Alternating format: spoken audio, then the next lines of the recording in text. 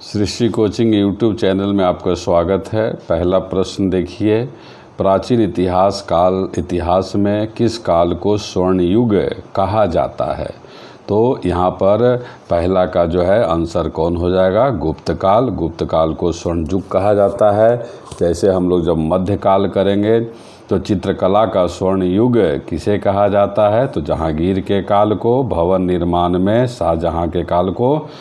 अब दूसरा प्रश्न है, भारत में मंदिर निर्माण का प्रारंभ किस काल में हुआ था?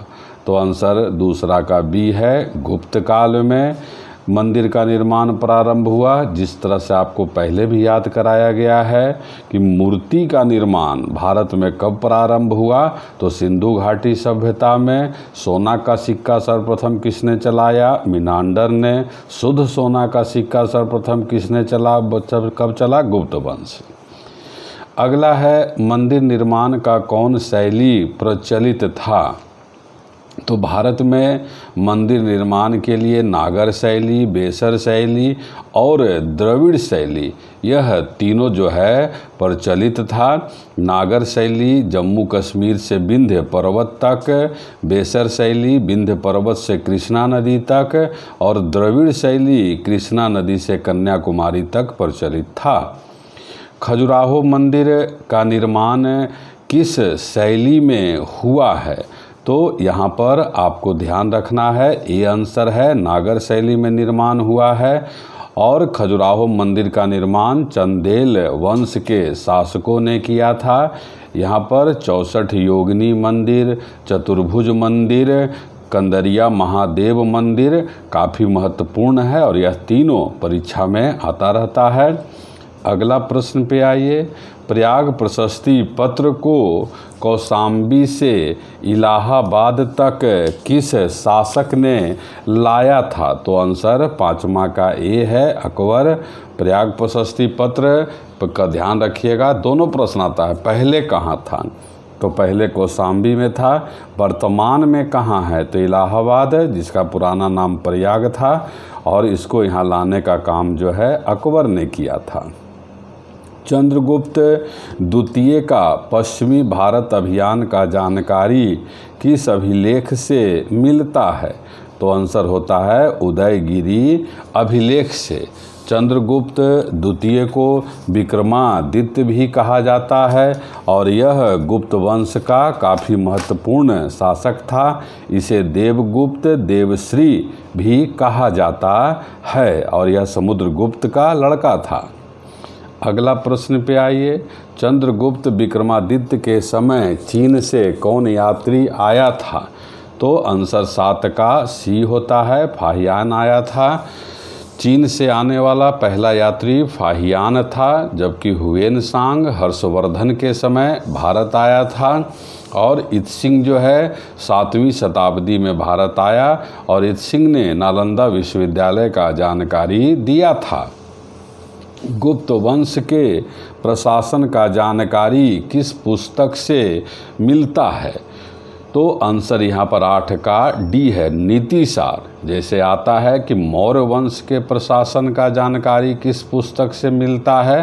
तो अर्थशास्त्र से। उसी तरह से गुप्त वंश का जानकारी नीतिसार से। नीतिसार का लेखक कामंदक, आर्यभट्टियम का लेखक आर्यभट्ट, मृच्छकटिकम का लेखक शूद्रक, अमरकोश का अमर सिंह।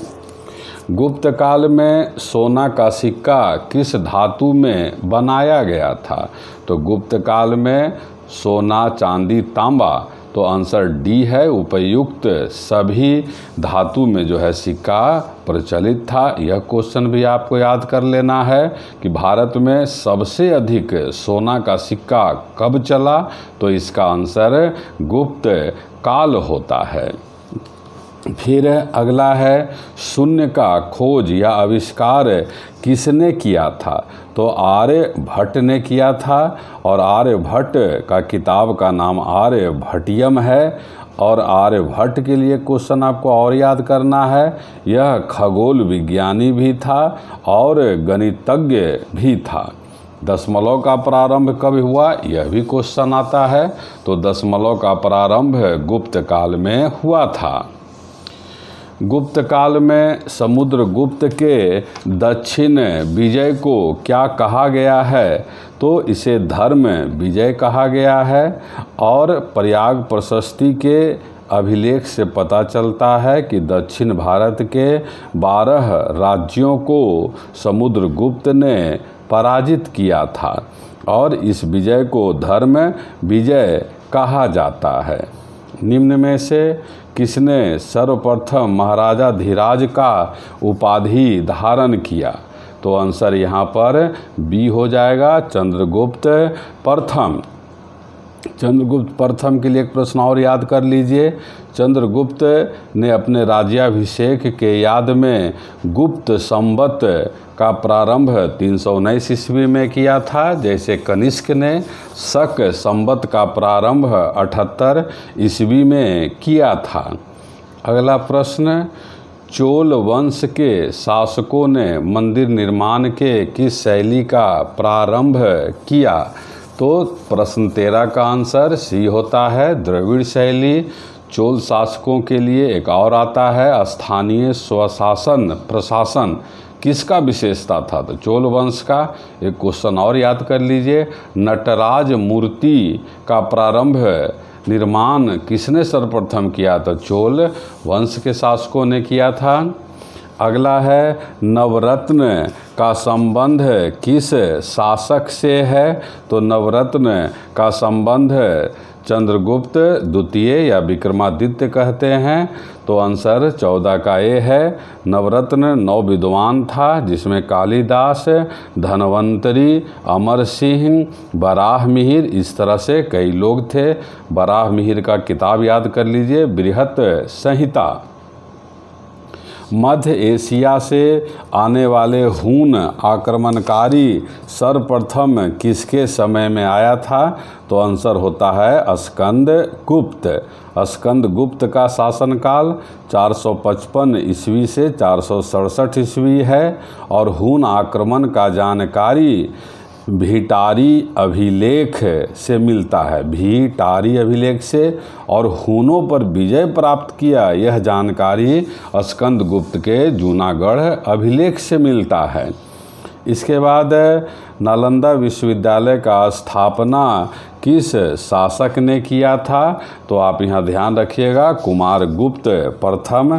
तो 16 का आंसर ए हो जाता है। कुमारगुप्त को श्री महेंद्र और महेंद्र आदित्य के नाम से भी जाना जाता है। अगला प्रश्न आपका आ रहा है, गुप्त काल में अधिकारियों को क्या कहा जाता था? तो 17 का आंसर डी है। अब देखिए, मैं एक बात आपको बताना चाहता हूं कि एक तरह का प्रश्न आए तो शुरू से आप रिवीजन करिए।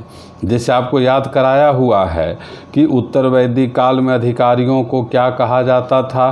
तो उत्तर वैदिक काल में रत्निन कहा जाता था। मौर्य काल में क्या कहा जाता था? तीर्थ और अमात्य कहा जाता था। उसी तरह से गुप्त काल में अधिकारियों को कुमारामात्य कहते थे। फिर गुप्त काल में मुख्य न्यायाधीश को क्या कहा जाता था? तब यहाँ पर आंसर जो है महादंड नायक है। और गुप्त काल में पहली बार न्यायिक पुस्तकों का रचना विस्तार पूर्वक किया गया है। फिर यहाँ पर ये सब सन्निधाता है, सब कर संग्रह से मौर्य काल का अधिकारी सब है। अगला प्रश्न आइए, गुप्त काल में प्रांत के प्रमुख अधिकारी को क्या कहा जाता था? तो प्रांत के प्रमुख अधिकारी को उपरीक भी कहते थे, गोप्ता भी कहते थे और भोगपति भी कहते थे। तो 19 का आंसर डी हो जाएगा, उपयुक्त सभी हो जाएगा। इस समय प्रांत को क्या कहा जाता था? ये भी आता है, भुक्ति कहा जाता था, प्रदेश कहा जाता था। अगला प्रश्न है, ग्रामिक और महतर किस स्तर के प्रमुख अधिकारी थे? तो आंसर है डी, ग्राम स्तर के प्रमुख अधिकारी थे। यह भी आपको याद रखना है। गाँव के समूह को क्या कहा जाता था? पेठ कहा जाता था। यह भी आता है। प्रशासन का सबसे छोटा इकाई क्या था? तो इसका आंसर भी ग्राम होता है। अब इसके बाद अगला प्रश्न पे आइए। ब्रह्मा, विष्णु और महेश का त्रिमूर्ति पहली बार कब बनाया गया था? तो त्रिमूर्ति का निर्माण पहली बार गुप्त काल में हुआ।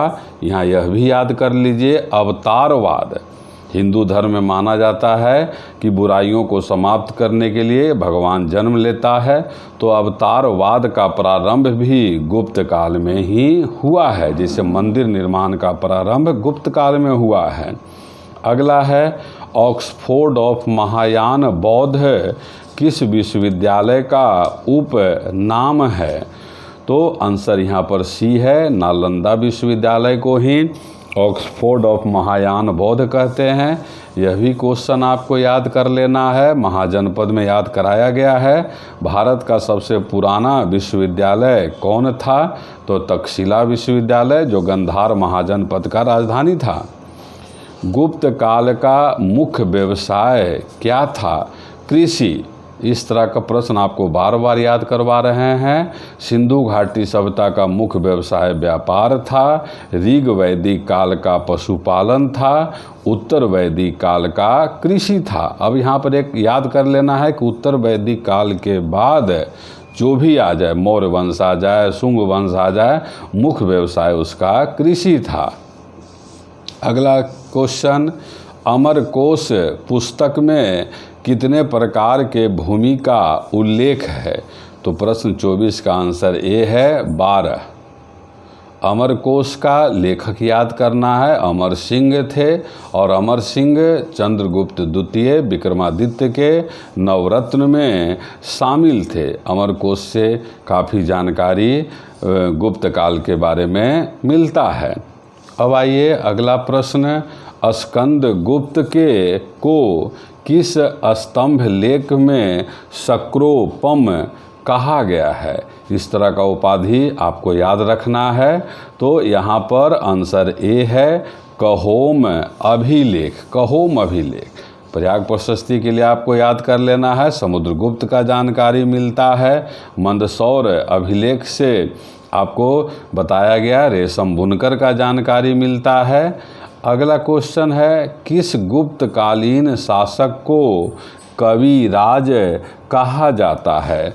तो कविराज समुद्रगुप्त को कहा जाता है। समुद्रगुप्त को सिक्का पर बीना बजाते हुए दिखाया गया है। यह भी बराबर आते रहता है प्रश्न, और कविराज भी आपको ध्यान रखना है।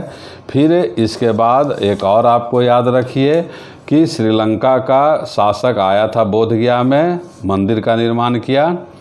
अगला क्वेश्चन है, सेतुबंध एक पुस्तक है, इसका रचना प्रवर सेन द्वितीय ने किया था। और यह क्वेश्चन है कि प्रवर सेन द्वितीय किस वंश का शासक था? तो आंसर होता है वाकाटाक। सातवाहन के बारे में आपको सब याद कराया हुआ है। सातवाहन वंश का स्थापना सिमुक ने किया, इसका राजधानी प्रतिष्ठान था। कनु वंश का स्थापना वासुदेव ने किया, इसका राजधानी पाटलिपुत्र था। शक मध्य एशिया से आया था। अगला है, एरन अभिलेख का संबंध भानुगुप्त से है, डी नंबर। एरन अभिलेख पहला अभिलेख है जो सती प्रथा का जानकारी देता है। सती प्रथा एक प्रथा था जिसमें पुरुष के मरने पर उसकी पत्नी को साथ में जला दिया जाता था, तो यह एरन अभिलेख से मिलता है। अगला, अजंता चित्रकारी का विषय वस्तु निम्नलिखित में से किससे संबंधित है? तब आंसर हो जाता है बौद्ध धर्म से जुड़ा हुआ चित्र है। इसमें धार्मिक चित्र का वर्णन किया गया है। धार्मिक चित्र जैसे आता है बाघ का गुफा जो ग्वालियर में है, उसमें गैर धार्मिक चित्र है। और अजंता गुफा संख्या 16 और 17 जो है वही गुप्त कालीन है, और 17वें में बुद्ध के जन्म का चित्रण किया गया। अजंता कलाकृति किससे जुड़ा हुआ है? तो यहाँ पर जो है आंसर डी हो जाता है, गुप्त काल से जुड़ा हुआ है। और इस चित्रण में महापरिनिर्वाण की घटनाओं का, महाभिनिष्क्रमण की घटनाओं का, बुद्ध के जन्म के घटनाओं का चित्रण किया गया है। गुफा नंबर 16 और 17 याद रखिएगा। अगला है, गुप्त राजवंश किस लिए प्रसिद्ध है? तो इसका आंसर ए होता है कला एवं स्थापत्य, और कला एवं स्थापत्य में विशेषता के कारण ही गुप्त काल को प्राचीन काल का स्वर्ण युग कहा जाता है। फिर एक इतिहासकार हैं P.A. स्मिथ ने किन्हें भारत का नेपोलियन कहा है? तब आंसर हो जाता है डी। बराबर आपको कह रहे हैं उपनाम आप याद कर लेना है। उपनाम का एक अलग से यूट्यूब बना हुआ है, आप प्ले लिस्ट में जाकर देख सकते हैं। प्राचीन काल के शासकों का उपनाम एकदम बिंबिसार से लेकर काफ़ी आगे तक, हर्षवर्धन से भी आगे तक के शासकों का उपनाम दिया गया है। एक दो बार देखेंगे तो मैं समझता हूँ आपको ज़रूर याद हो जाएगा। अगला देखिए, जो चित्र है वह बराबर आता रहता है कि भारत में ब्रह्मा का एकमात्र मंदिर कौन है? तो भारत में ब्रह्मा का एकमात्र मंदिर राजस्थान का पुष्कर मंदिर है। राजस्थान का जो पुष्कर मंदिर है ब्रह्मा का एकमात्र मंदिर है। और ब्रह्मा, विष्णु और महेश का मंदिर कहाँ है? यह भी हाल के परीक्षाओं में आ रहा है, तो वह सुचिंद्रम में है। अब आपको गुप्त काल के सिक्का से जुड़ा हुआ तमाम बात आपको याद कर लेना है। गुप्त काल में सोना, चांदी और तांबा का सिक्का चलता था। सोना के सिक्का को कहा जाता था इस समय दिनार, चांदी को रूपक और तांबा को मासक और काकनी कहा जाता था। फिर सबसे अधिक सोना का सिक्का गुप्त काल में चला, आपको याद कराया हुआ है। समुद्रगुप्त को बीना बजाते हुए दिखाया गया है।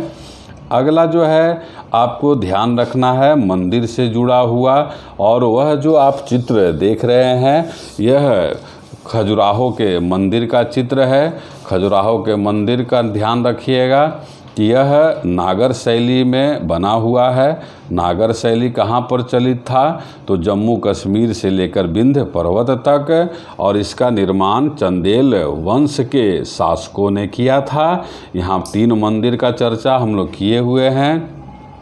फिर इसके बाद आपको और याद करना है प्रयाग प्रशस्ति अभिलेख है। इसी तरह से जो है भानुगुप्तेरन अभिलेख से जुड़ा हुआ कुछ बात आप याद कर लीजिए कि गुप्त काल में जितना भी अभिलेख था वह सब संस्कृत में लिखा गया है। कुल 42 अभिलेख जारी किया गया, जिसमें सबसे अधिक कुमार गुप्त ने अभिलेख जारी किया था। अगला फिर है भानुगुप्त का एरन अभिलेख भी आपको ध्यान रखना है, यह भी बहुत आता रहता है। इस अभिलेख से आपको जानकारी सती प्रथा का मिलता है। गुप्त काल में 5-6 अभिलेख आप याद कर लीजिए, और वह जो है कौन कौन अभिलेख हो जाएगा? वह प्रयाग प्रशस्ति अभिलेख जो चर्चा हो चुका है, मेहरौली अभिलेख जो लोहा से बना हुआ अभिलेख है, जो चंद्रगुप्त द्वितीय का जानकारी